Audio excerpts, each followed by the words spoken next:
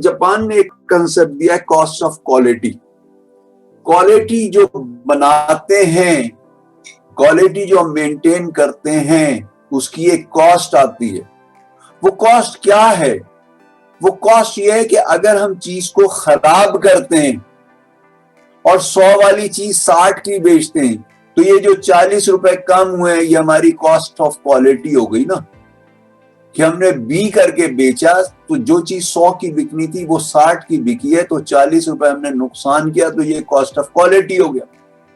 अब दूसरी चीज ये है कि हम चीज को खराब ही ना होने दें, चीज को खराब ही ना होने दें। उसके लिए क्या होगा?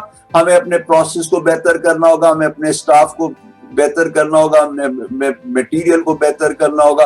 हर स्टेज के ऊपर हमें चीजों को कंट्रोल में रखना होगा कि कहीं पे भी कोई चीज खराब ना हो। इन एडवांस हमें उसके अंदर करना होगा, यानी क्वालिटी एश्योरेंस करना होगा, क्वालिटी कंट्रोल नहीं। क्वालिटी कंट्रोल क्या होता है? वो चेकिंग, इंस्पेक्शन, ऑडिट है कि चीज खराब हो गई, आपने रोक दी।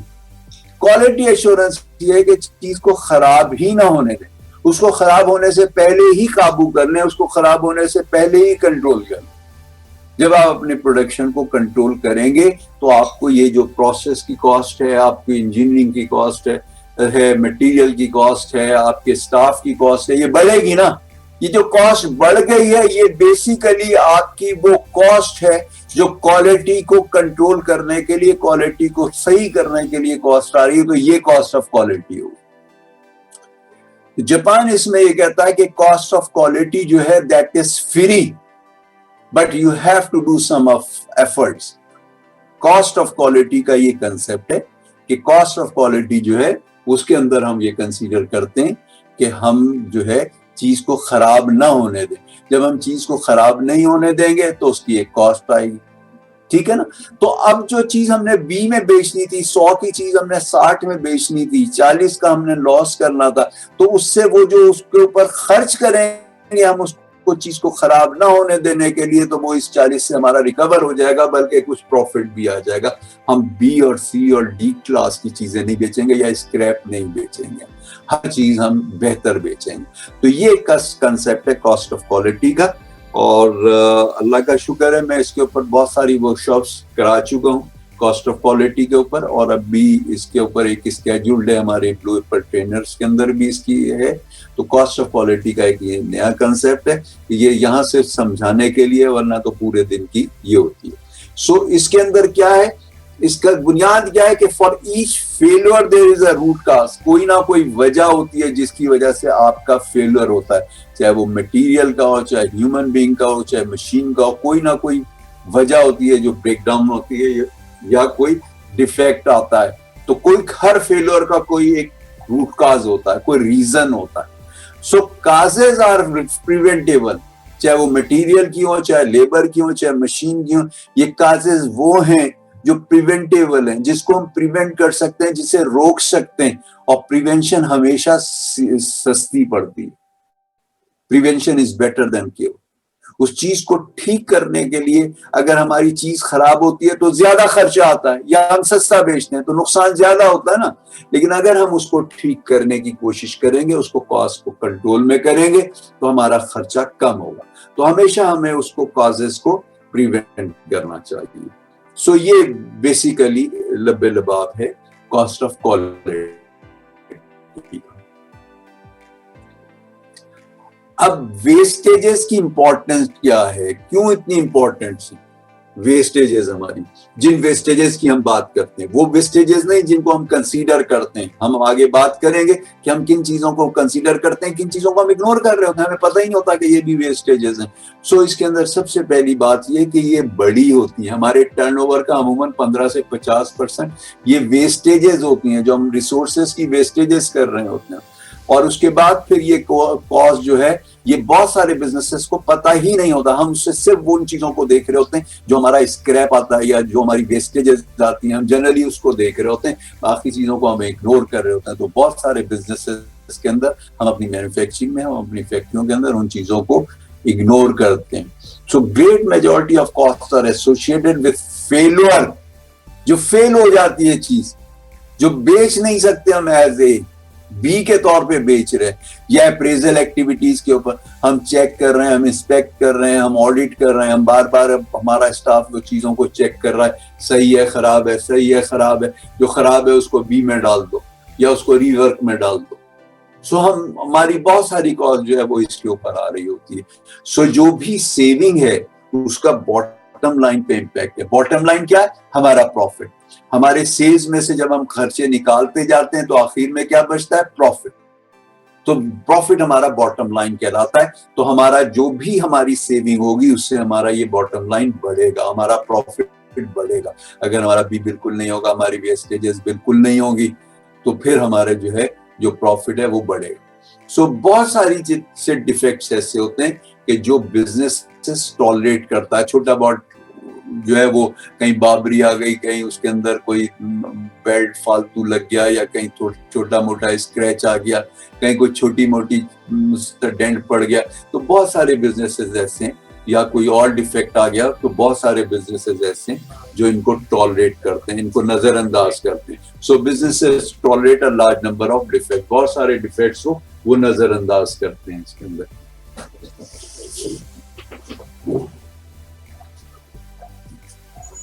अब हम आते हैं कि हम समंदर के अंदर आइसबर्ग होता है, जिससे जो जहाज होते हैं वो टकरा के डैमेज हो जाते हैं, क्योंकि उनको ऊपर की टिप नजर आ रही होती है और बीच नीचे जो उसके अंदर पहाड़ होता है बर्फ का वो उनको नजर नहीं आता। और उससे वजह से हमारा टाइटैनिक डूबा था, वो टकरा के, तो वो आइसबर्ग की छोटी छोटी सी टिप नजर आ रही थी जिसको वो नजरअंदाज कर देता है। तो कि ठीक है, ये तो कोई इतना मसला नहीं है, हम निकल जाएंगे यहाँ से। तो हम भी वेस्टेजेस के अंदर जो है वो यही कुछ करते हैं कि हम अपने टिप को देखते हैं, जो बहुत सारी चीजें हैं जिसे हम नहीं देख पाते, हम उसे नजरअंदाज करते हैं, और वो बहुत बड़ी परसेंटेज होती है। तो जो चीजें हम देख रहे होते हैं, जो विजिबल होती हैं, वो जैसे डिफेक्ट्स हैं, रीवर्क है, स्क्रैप है, ओवररन्स हैं, इंस्पेक्शन है, ये चीजें ऐसी हैं कि जो अमूमन 2, 4, 5, 7% होती है, और हम इन्हीं को देख रहे होते हैं। डिफेक्ट हमें नजर आ रहा होता है, जब रीवर्क होता है तो बाज दफा हम देख ही नहीं रहे होते, रीवर्क भी इग्नोर कर देते हैं कि भाई ठीक है, इतना तो आता ही है, रीवर्क थोड़ा बहुत तो हो ही जाता है, तो हम इसे भी इग्नोर कर देते हैं। ओवररन, हमारा जो माल है वो 4 घंटे के बजाय 8 घंटे में बन रहा है, हम उसको इग्नोर कर देते हैं कि भाई ठीक है, बाज दफा हो जाता है। स्क्रैप हम इग्नोर कर देते हैं कि भाई स्क्रैप तो ठीक है, ये तो उसका, क्योंकि हम कहते हैं कि मटेरियल का इनहेरेंट फीचर है, ये तो वे आना ही आना है स्क्रैप मटेरियल के अंदर, तो हम इसको भी इग्नोर कर देते हैं, तो हम इसको करते हैं। इंस्पेक्शन को हम जो बार बार देख रहे होते हैं, चीजों को चेक कर रहे होते हैं, इंस्पेक्ट कर रहे होते हैं, ऑडिट कर रहे होते हैं, इसको भी इग्नोर कर देते हैं। पिक्चर के अंदर हम डिफेक्ट्स को देख रहे होते हैं और उसको भी बाज दफा हम इग्नोर कर देते हैं कि जी इतने % तो डिफेक्ट आना होता है। क्यों आना होता है डिफेक्ट? हमें इसकी रूल्स का एनालिसिस देखनी चाहिए, क्यों आना चाहिए? कुछ भी नहीं होना चाहिए।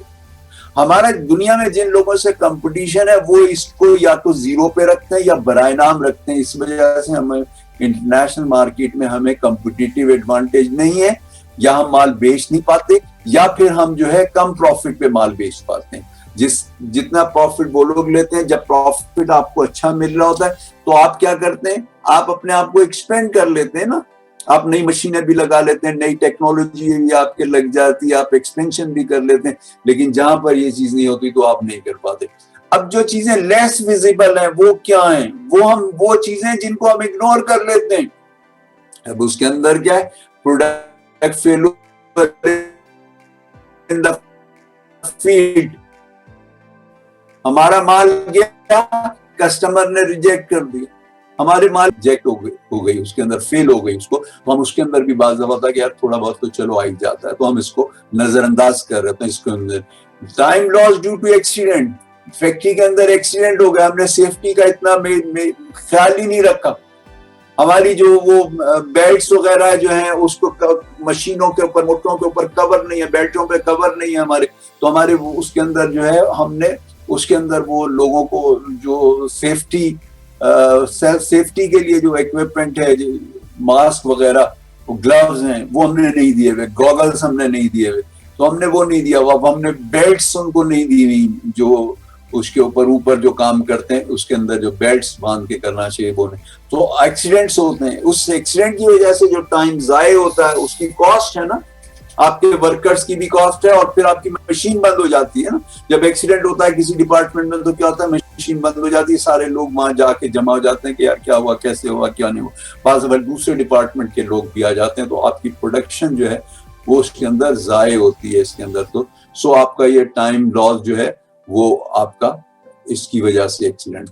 एक्स्ट्रा ऑपरेशन, बाज दफा आपको चीज के डिफेक्ट आने की वजह से क्या है, कहीं टचिंग करनी पड़ती है, ट्रिमिंग करनी पड़ती है, कहीं ना कहीं कुछ उसके अल्ट्रेशन करना पड़ता है, कुछ काम करना पड़ता है, तो ये आपके एक्स्ट्रा ऑपरेशंस हो गए ना, इसकी कॉस्ट है ना। सो हम उस कॉस्ट को भी नजरअंदाज कर देते हैं। Retrofit cost due to design deficiencies, design के अंदर हमारे कोई कर, बाज़ गाड़ियों का भी आपने सुना होगा, हमारी लोकल गाड़ियों की जो फैक्ट्री है जिसका सबसे ज्यादा काम है, वो एक मॉडल के अंदर उनके डिफेक्ट आया था जो कुछ अरसे बाद उन्होंने बंद कर दिया था। तो वो उसके अंदर जो डिजाइन की डेफिशिएंसीज थी उसकी वजह से उनको मार्केट से बाज़ दफा आपको प्रोडक्ट लेनी पड़ती है, वापस आपको लेना पड़ता है। तो यही हाल फार्मास्यूटिकल के अंदर भी हो जाता है कि किसी भी अगर उसके अंदर कोई प्रॉब्लम है तो आप वापस लेते हैं। तो कहीं भी कोई डिजाइन के अंदर, क्वालिटी में या किसी चीज के अंदर भी उसके फॉर्मूले के अंदर कहीं फर्क आता है तो आपको वो चीज वापस देनी पड़ती। कॉस्ट ऑफ लॉस सेल्स, आपकी बहुत सारी सेल्स जो है वो लूज कर देते हैं आप माल बेच सकते थे, सही कीमत पे बेच सकते थे, लेकिन उसमें डिफेक्ट आ गया तो वो आप जो है वो आप सही कीमत पे नहीं बेच सकते, या आप माल बेच ही नहीं सकते, आपको उसको स्क्रैप के हिसाब से या आपको कम प्राइस के हिसाब से, बीसी के हिसाब से बेचना पड़ता है। रश डिलीवरी कॉस्ट, जब माल आपका वक्त पे नहीं बनता तो आपको क्या होता है कि आपको रश डिलीवरी करनी पड़ती है, आपको छोटी छोटी क्वांटिटीज जो है इमरजेंसी में किसी गाड़ी पे, किसी टैक्सी पे भेजनी पड़ती हैं, या खाली ट्रक के अंदर पता लगा कि जी आपको एक दो जो है कार्टन्स भेजने पड़ रहे हैं, तो रश डिलीवरी से। और इंटरनेशनल मार्केट के अंदर रश डिलीवरी क्या है कि बाई सी के जो आपकी कंसाइनमेंट थी वो बाई एयर जा रही, तो उसकी कॉस्ट कितनी पड़ती, आपकी अगली कई कंसाइनमेंट जो है वो आपकी लॉस पे आ जाती है जब आप उसको अंदर एक कंसाइनमेंट भी बाई सी से बाई एयर भेजते हो। फिर इसके अंदर इक्विपमेंट का फेलुअर आ जाता है, आप इक्विपमेंट को जो है आपका फेल हो गया, आपका इक्विपमेंट के अंदर कोई प्रॉब्लम आ गया और ये इक्विपमेंट का जो फेलुअर है उसकी वजह से आपको प्रॉब्लम आ गया। उसके बाद फिर इनएप्रोप्रिएट जॉब स्पेसिफिकेशंस हैं। बाज़ दफा क्या होता है कि आपकी जॉब स्पेसिफिकेशंस जो थी वो सही नहीं थी, गेज के हवाले से उसकी जो मेटल की या जो भी मटेरियल है उसकी स्पेसिफिकेशन जो कंस्ट्रक्शन थी वो सही नहीं थी, और आपने वो उससे चीज बना ली तो चीज ज़ाय हो जाती। सो ये आप फिर उसको जो है ना बीसी और बाज़ दफा हमें स्क्रैप के ऊपर उसे शेरशाह में बेच रहे होते हैं। देन कंप्लेंट इन्वेस्टिगेशन कॉस्ट, अगर कोई भी कंप्लेन आती है तो उसके अंदर क्या होता है कि हमारे पास से जो है स्टाफ जा रहा होता है, बाज़ दफा सीनियर लोग जा रहे होते हैं, बाज़ दफा डायरेक्टर्स भी जा रहे होते हैं कंप्लेंट हैंडलिंग के लिए, तो उसके ऊपर कॉस्ट है ना एक। फिर अननेसेसरी प्रोसीजर्स हैं, जिस प्रोसीजर का आपको फायदा कोई नहीं है, अगर आप उस प्रोसीजर को अगर आप उसको बीच में से मिस कर दो तो भी प्रोडक्ट पे कोई फायदा नहीं होगा। तो हम उस प्रोडक्ट के ऊपर वो प्रोसेस कर रहे हैं जिसका कोई फायदा नहीं है, उससे कोई वैल्यू एडिशन नहीं हो रहा, ठीक है ना। एक्स्ट्रा हम ग्राइंडिंग कर रहे हैं, रबिंग कर रहे हैं हम उसके, या एक्स्ट्रा टेम्परेचर पे हम काम कर रहे हैं, तो उसका कोई फायदा नहीं है। देन पास ड्यू रिसीवेबल्स हैं, हमारे रिसीवेबल्स इन मसलों की वजह से क्या होता है कि पार्टियां थोड़ी डिससेटिस्फाई होती हैं, हमें देर से पेमेंट्स दे रही होती हैं, हम ये इस बात को नजरअंदाज कर देते हैं कि उस पैसों की वैल्यू क्या है। कोई भी पैसा है 15-20% से कम वैल्यू का नहीं है। अगर उसने 3 महीने बाद दिया तो उसने हमें कितना नुकसान पहुंचा दिया, 6 महीने बाद दिया तो उसने कितना नुकसान दिया, उसने हमें 8-10% का नुकसान हमें हो गया, जिसको हम नजरअंदाज कर लेते हैं, इग्नोर कर देते हैं उसको। उसके बाद फिर एक्सेस इन्वेंट्री है। एक्सेस इन्वेंट्री क्या है कि हम उसको चीज को बना के फालतू रख लेते हैं ताकि जिस वक्त लोगों को देनी हो तो हमारे पास वो माल मौजूद हो, या अगर हमारी मशीन में कोई ब्रेकडाउन या खराबी हो तो हमारे पास माल मौजूद हो ताकि हम अपने कस्टमर्स को दे दें। तो हम इसको भी इग्नोर करते हैं कि इसकी कोई वैल्यू या वर्थ है। लैक ऑफ पार्ट्स, हमारे पास पार्ट्स नहीं होते, हमारे पास कोई टूल नहीं होता, या हमारे पास कोई स्पेयर पार्ट्स नहीं होते, या कोई मटेरियल नहीं होता, उसकी वजह से चीज जो है वो देर से बनती है, तो उसको हम नजरअंदाज करते हैं। आइडल टाइम, हमारी मशीन किसी की वजह से भी बंद है, चाहे उसको सामान नहीं मिला, मटेरियल नहीं मिला, कोई पार्ट्स नहीं मिले उसको कोई ब्रेकडाउन आ गई उसके अंदर, या हमारे पास कोई इंस्ट्रक्शंस की वजह से रुकी हुई है, किसी वजह से भी मशीन रुकी हुई है, तो उसकी कॉस्ट है ना उस मशीन की। हमारे ओवरहेड्स कितने, एक जमाना वो था कि हमारे ओवरहेड्स लेबर का 100 से 150% होते थे जब हम मैनुअल काम करते थे।